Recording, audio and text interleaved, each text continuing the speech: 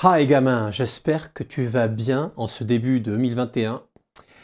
L'objectif de cette vidéo, te faire comprendre le lien entre les vents et les courants océaniques. Et oui, il existe un lien entre la dynamique atmosphérique, les vents, et la dynamique océanique, les courants. Cette vidéo, c'est la suite logique de ce qu'on a vu ensemble. On a commencé par voir une répartition inégale de l'énergie solaire au niveau de la planète. On a vu ensuite qu'à cause de cette répartition, on avait création de vent. Vent d'est, vent d'ouest, force de Coriolis, tout ça, on l'a déjà traité ensemble. Et l'idée, c'est d'aller plus loin. C'est de comprendre comment les vents sont capables de mettre en mouvement les océans. Ok? Let's go, on y va.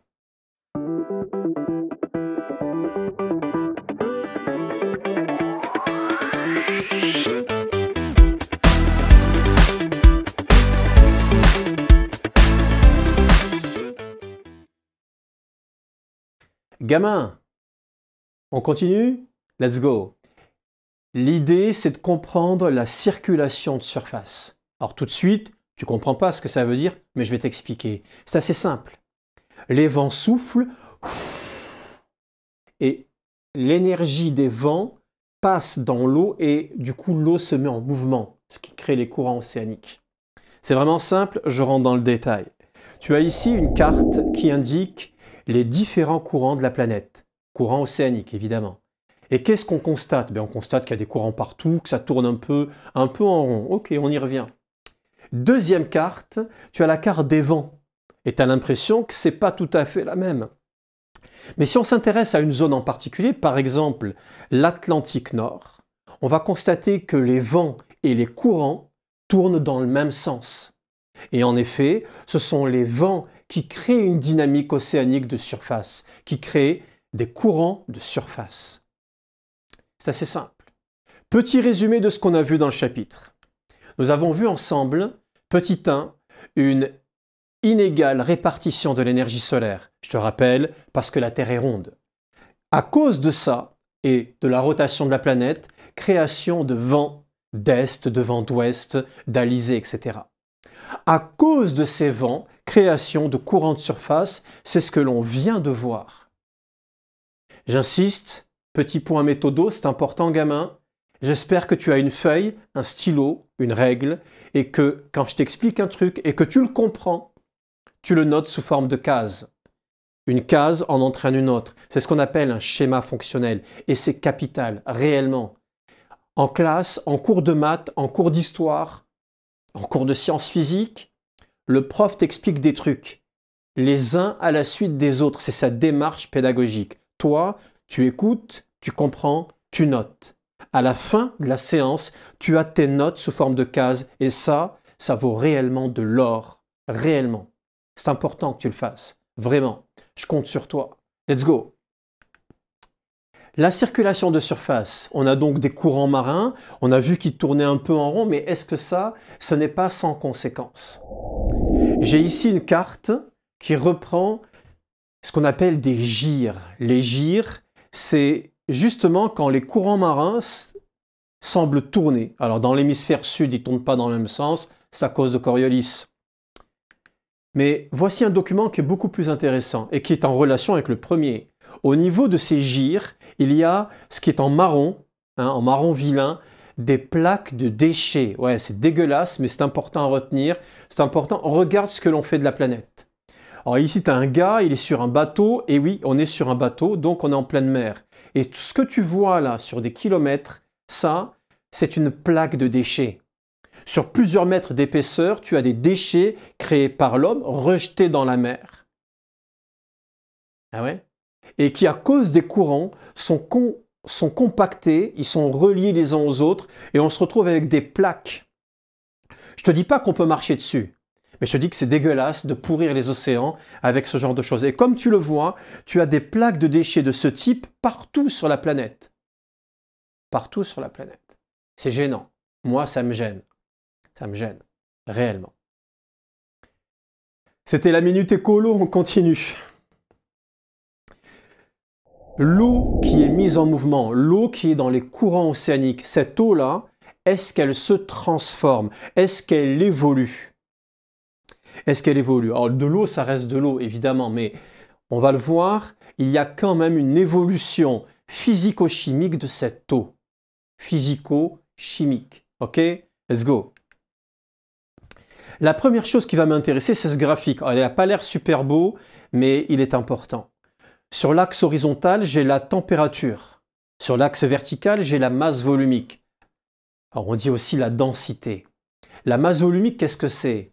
C'est la masse divisée par le volume.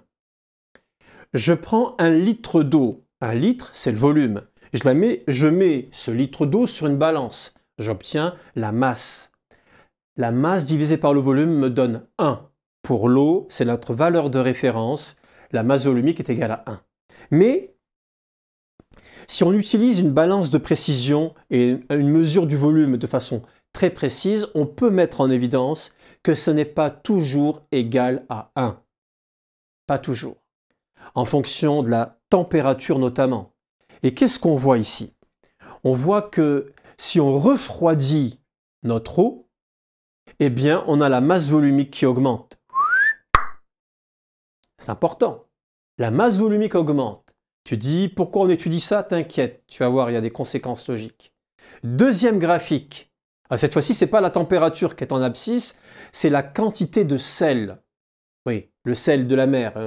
Tu as déjà bu la tasse? Mais dégueulasse. Tu sais bien que c'est salé. Donc, comment peut-on faire évoluer la salinité? C'est très simple. Quand l'eau voyage, elle est en contact avec l'air atmosphérique et il se passe un processus qui est assez simple à comprendre, qui est l'évaporation. Reprenons simplement. Tu renverses un verre sur une table. Logique. Tu sors, tu reviens 2 jours après. Est-ce que l'eau est toujours sur la table? Réponse non.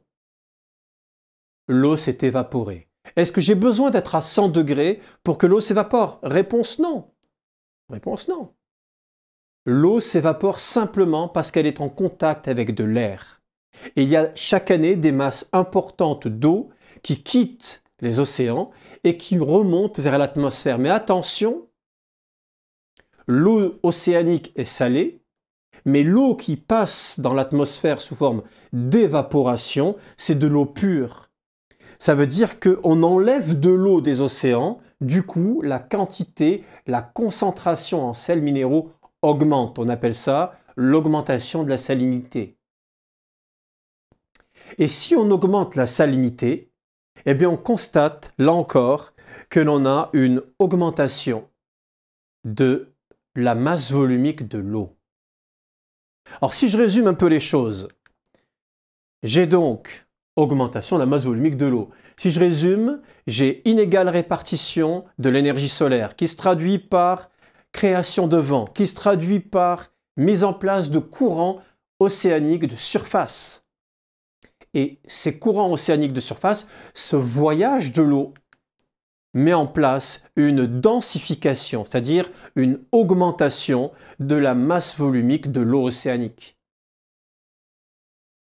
Et alors ?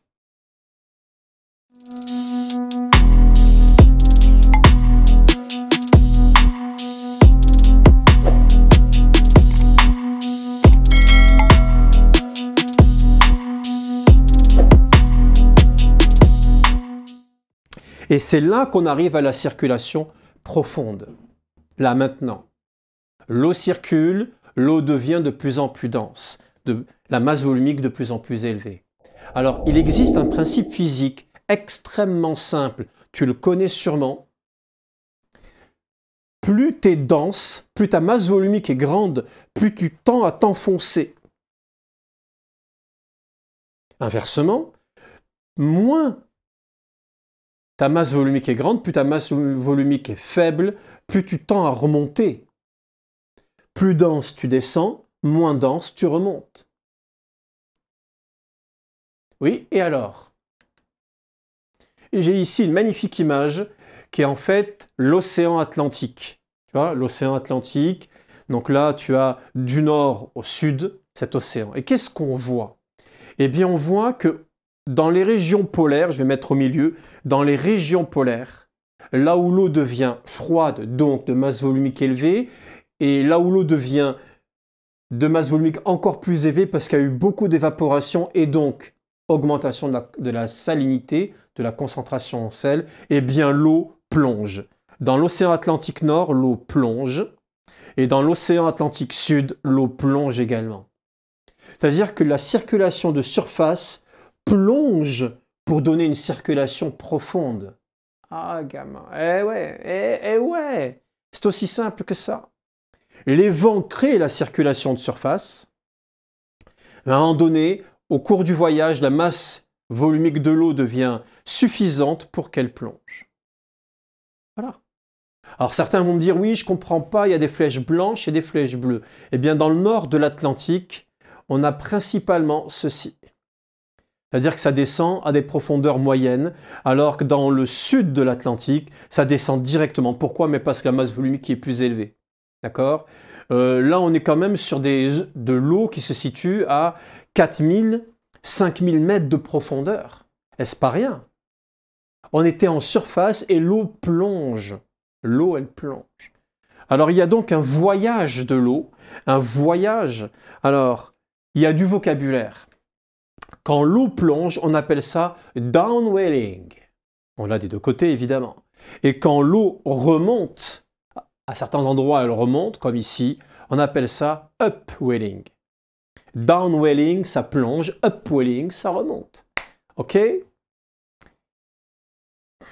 Alors là, on est au niveau de l'océan Atlantique, mais si on observe la planète en entier, est-ce que l'on a, là encore, une circulation de surface et une circulation profonde? Eh bien, cette carte, plutôt jolie, nous montre quoi? Ce qui est en rouge, c'est la circulation de surface, et ce qui est en bleu, marine, c'est la circulation profonde. La vitesse de la circulation de surface et de la circulation profonde n'est pas la même. On se retrouve ici sur plusieurs mètres par seconde, ce sont les courants de surface, mais en profondeur, circulation profonde, on est sur du 10-20 cm par an. Ah, c'est pas pareil. C'est pas pareil, gamin. Alors évidemment, ceci est une représentation extrêmement simplifiée. Évidemment, c'est beaucoup plus complexe dans la réalité. Alors je résume. Ah, j'aime bien résumer. Et toi, comme tu prends des notes, le résumé, tu l'as déjà. On vérifie ensemble mes notes et les tiennes. Répartition inégale de l'énergie solaire, création de vent et donc création de courants océaniques de surface, augmentation de la masse volumique, densification de l'eau océanique. Mais on rajoute à cela création d'une circulation océanique profonde. On est bon? Est-ce que tes notes ressemblent aux miennes? Je te le souhaite, gamin, je te le souhaite. Alors tu me dis, ouais, c'est un peu théorique, toi tu veux le voir, tu veux voir du concret. Toi, je sais que tu veux voir du concret. Alors, on va aller voir du concret. Il y a une simulation qui a été faite, qui est sympa, très sympa.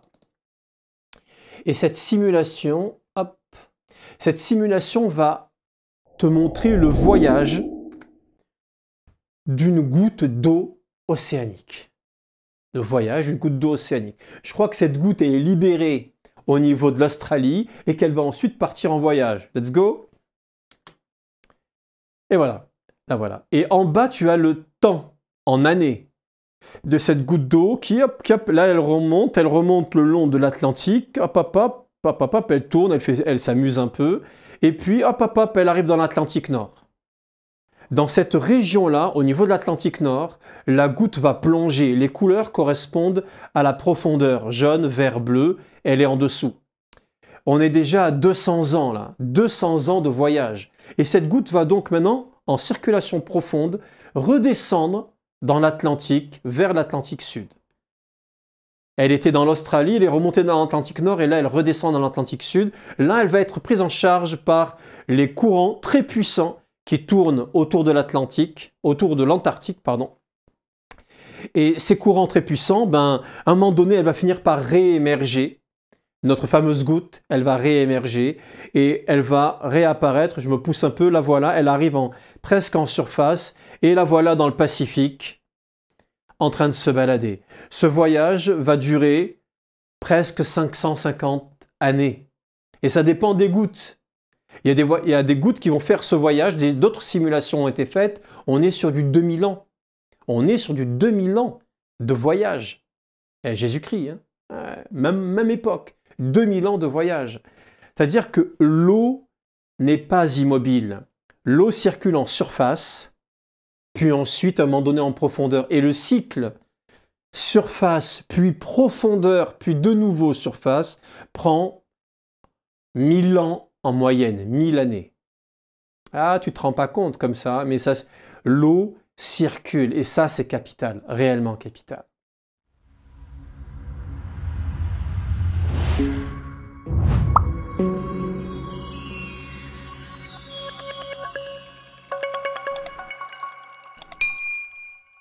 Capital. On est arrivé au bout de cette vidéo. J'espère que tu as tout compris, c'est important. Si tu as des questions, n'hésite pas, écris-les en commentaire sur YouTube. Marc, ben voilà, là j'ai pas compris. À tel moment, tu expliques que ça, mais en fin de compte, j'ai pas bien compris. Si j'ai suffisamment de questions, je te refais une vidéo, évidemment, qui répond aux questions. Sinon, je répondrai directement sur les commentaires. Ce n'est pas compliqué, ça fonctionne comme ça. Je considère que mes vidéos sont un échange. Je te balance ce que je sais, je te balance mes connaissances. Si tu as un doute sur les explications, pose-moi tes questions. Je les trie et j'y réponds. Ok? C'est comme ça. C'est un échange entre toi là-bas et moi. Et je compte sur toi pour mettre en place cet échange. Évidemment, tu as liké la vidéo. Évidemment, tu t'es abonné à la chaîne si ce n'est pas déjà le cas. Et en plus de ça, tu me lâches des commentaires, 1, pour me dire que c'était super. Et 2, pour me poser des questions si tu en as. Et je compte sur toi, gamin. Je compte sur toi.